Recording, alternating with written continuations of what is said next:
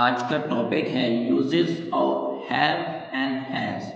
Present indefinite के अंदर have और हैज का यूज आज हम सीखेंगे। इसके पूरे यूजेस को हम मास्टर वे में सीखेंगे। आज का लेसन 1 स्टार्ट करते हैं। Okay, present indefinite tense. अगर आप इंग्लिश बोलना शुरू करना चाहते हैं तो सबसे पहला टेंस जो आपके पास आना चाहिए वो है आपका प्रेजेंट इंडेफिनिट टेंस। ओके, इस एक टेंस से आप रोजाना की 50% से ज्यादा कन्वर्सेशन कर सकते हैं। यानी 50% से ज्यादा कन्वर्सेशन जो आपकी रेगुलर बेसिस पे होती है वो प्रेजेंट इंडेफिनिट टेंस पर ही होती है। ओके, प्रेजेंट इंडेफिनिट टेंस क्या है? प्रेजेंट इंडेफिनिट टेंस को सिंपल प्रेजेंट टेंस भी कहा जाता है। इस टेंस का इस्तेमाल उन कामों के लिए होता है जो रोजाना होते हो, जो आदत बन चुके हो, जो हमेशा सच होते हो, जो किसी मुस्तकिल हालात या हकीकत को जाहिर करते हो। प्रेजेंट इंडेफिनिट को नॉर्मली अगर हम देखते हैं तो हमारे पास जो रेगुलर काम होते हैं यानी कि जो आदतें हमारी होती है या हमारी रूटीन्स होती है उसके लिए जो हम टेंस यूज करते हैं वो होता है हमारे पास प्रेजेंट इंडेफिनिट। ओके, इन जुमलों के आखिर में यानी कि इसकी पहचान क्या होती है, इस टेंस की पहचान क्या होती है? उर्दू जुमलों के आखिर में आम तौर पर ये अल्फाज आते हैं। ता हूँ, ती हूँ, ते हैं, ता है, ती है, ते हैं। ओके, ये अल्फाज इस बात की निशानी है कि जुमला अक्सर प्रेजेंट इंडेफिनिट टेंस में है।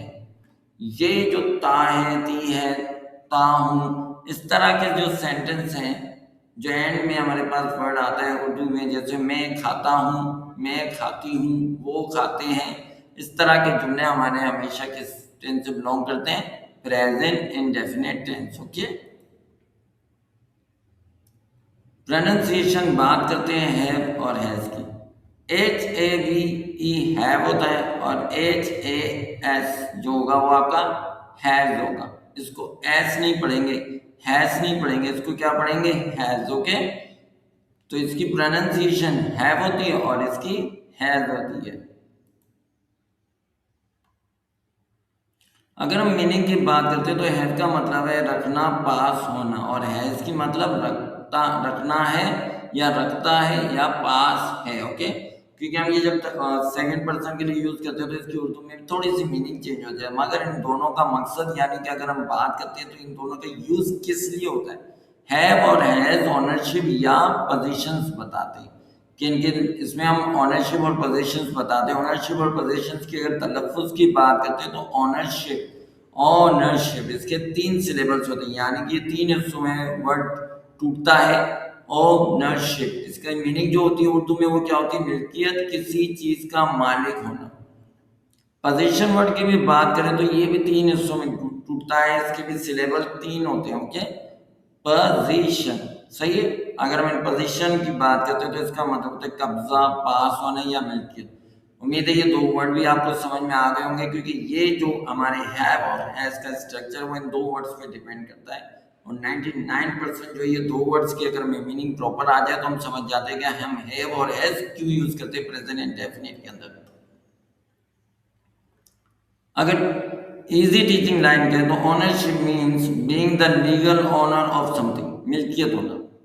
सही, किसी चीज के लिए आप लीगल ओनर हो। के positions means having something with you और अंडर यू, कोई चीज आपके साथ है या आपके अंदर कोई काम करे, अंडर कंट्रोल कोई चीज काम करनी है, वेदर यू ओन इट और नॉट, चाहे वो आपकी हो या ना हो, सिर्फ आपके कब्जे में भी है तो उसके लिए आप यूज करते हो हैव। ओके, किसी चीज का पास होना या कब्जे में होना। ओके, कंटिन्यू करते हैं। जैसे कि कोई स्टाफ है, उस स्टाफ के आप मालिक नहीं होते मगर वो आपके अंडर कंट्रोल में काम करते हो तो आप कह सकते हो I have 15 members of staff, I have the 15 colleagues. तो इस तरह के आप कंट्रोल में जो भी चीजें, जो भी कंट्रोल आपके स्टाफ में होता है उसके आप मालिक नहीं होते। एक मैनेजर किसी भी स्टाफ का मालिक नहीं होता मगर उसके कंट्रोल में होता है तो वो कह सकते हैं I have the 15 members of staff. Okay, main uses सबसे बात जो इम्पोर्टेंट आ रही है, ये ज़रा सा तवज्जो की बात है कि हैव और हैज़ को यूज़ हम करते तो हैं प्रेजेंट इंडेफिनिट के अंदर। अब किन किन चीज़ों के लिए होते हैं? हैव और हैज़ यूज़ होता है जब किसी चीज़ का होना, जब किसी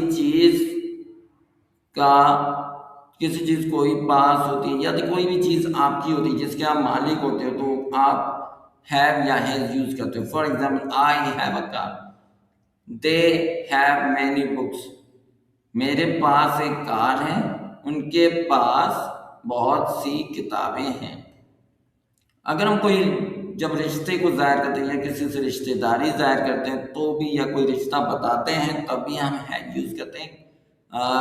जैसे कि जब हम फैमिली या रिलेशनशिप के बारे में बताते हैं, जैसे कि शी हैज़ 2 सिस्टर्स, उसकी 2 बहनें हैं। ही हैज़ अ ब्रदर, उसका एक भाई है। क्या बताया गया? बहन और भाई रिश्ते होते हैं तो कितनी बहनें कितने भाई, हम अमाउंट से बढ़ते हुए आते हैं, लेकिन हमें इसका आज प्रॉपर कॉन्सेप्ट समझ में आ जाएगा क्योंकि हमारे पास कॉन्फिडेंट होगा तो हम इजीली आंसर भी दे पाएंगे। ओके, और कॉन्फिडेंट हमेशा नॉलेज से ही आता है। किसी क्वालिटी को बताने के लिए जब हम कोई क्वालिटी बताते हैं तभी हम हैव या हैज यूज करते हैं। जब हम किसी की क्वालिटी, हैबिट या काबिलियत के बारे में बताते हैं, ओके, जैसे कि ही हैज कॉन्फिडेंस, उसके पास कॉन्फिडेंस है। शी हैज गुड मैनर, उसके अच्छे मैनर्स हैं। ओके, अब आप फोर्थ यूज जो हमारे पास आ रहा है वो क्या है? किसी पोजीशंस को बताना या किसी को किसी चीज की मालकियत को बताना या किसी चीज को, जस्ट लाइक प्रॉपर्टी की बात करते हैं, जब हम किसी के पास मौजूद चीजों या प्रॉपर्टी के बारे में बताते हैं। ओके, जैसे वी हैव अ हाउस, हमारे पास एक घर है। You have a nice phone, तुम्हारे पास एक अच्छा फोन है। ओके, हैव और हैज को हम आगे भी देखेंगे, लेकिन मोस्ट इंपोर्टेंट रूल्स क्या है, इंपोर्टेंट पॉइंट्स क्या है कि I, you, we, they, these, those plural noun के साथ आपका हैव यूज होगा। और हैज जो है, आपका हैज जो यूज होता है वो आपका यूज होता है किसके साथ? He, she, it, this, that, singular noun के साथ। नेक्स्ट बात करते हैं अफर्मेटिव सेंटेंसेस कैसे होते हैं? सब्जेक्ट प्लस हैज और हैव और प्लस ऑब्जेक्ट। सब्जेक्ट होगा हैव या हैज लगेगा प्लस ऑब्जेक्ट। ये रूल्स हमें पता होते हैं कि सब्जेक्ट हमें पता है I, you, we, they, he, she, it, singular plural nouns होते हैं, दिस, दैट, दोज, दीज होते हैं। और हैव और हैज किस तरह से हम अप्लाई करते हैं ये थोड़ी देर पहले भी देख चुके हैं, आगे और मजीद हमारा क्लियर होने वाला है। ऑब्जेक्ट कोई भी नाम या कोई भी एक तरह का आपके पास नाउन होता है जहाँ की बात खत्म होती है। ये सब्जेक्ट जो होता है वो डूअर होता है and object is the receiver होता है। ओके, अफर्मेटिव सेंटेंसेस बनाने के लिए हम सब्जेक्ट के बाद हैव या हैज लगाते हैं और फिर ऑब्जेक्ट लिखते हैं। ओके, अब यहाँ अगर हम बात करते हैं यूज हैव विद, हमने अभी देखा कि आई के साथ you, we, they, these, those और प्लूरल नाउन के साथ आपका क्या लगेगा?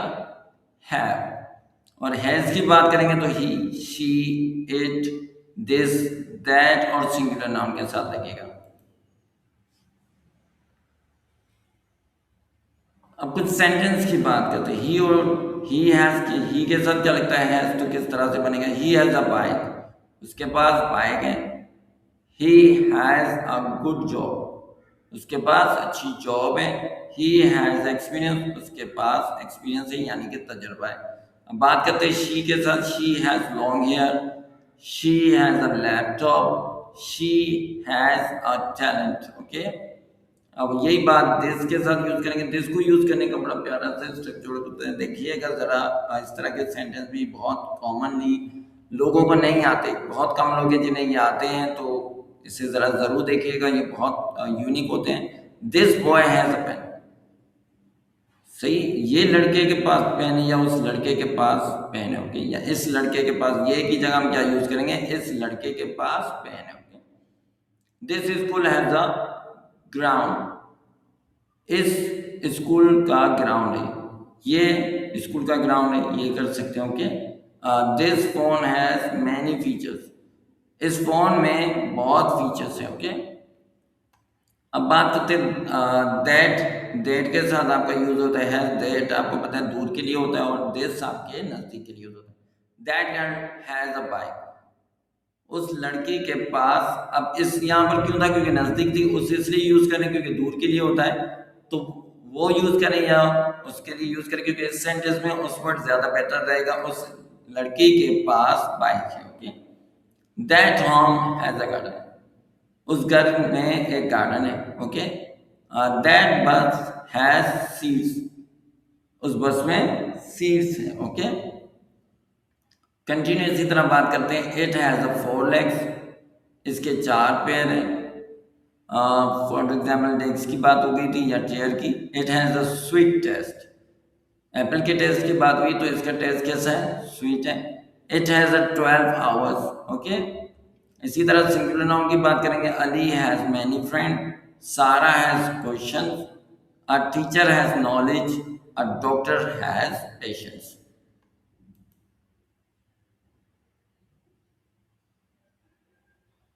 इसी तरह से एग्जाम्पल आई, यू, वी और दे की बात करेंगे और दीज दोज की बात करेंगे तो कैसे होगा। I have a book. I have a laptop. I have a new phone. They have a garden. They have 2 children. They have a business. You have a car. You have a good job. You have a beautiful house. These students have books.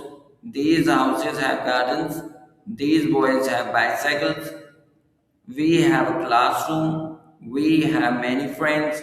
We have enough time.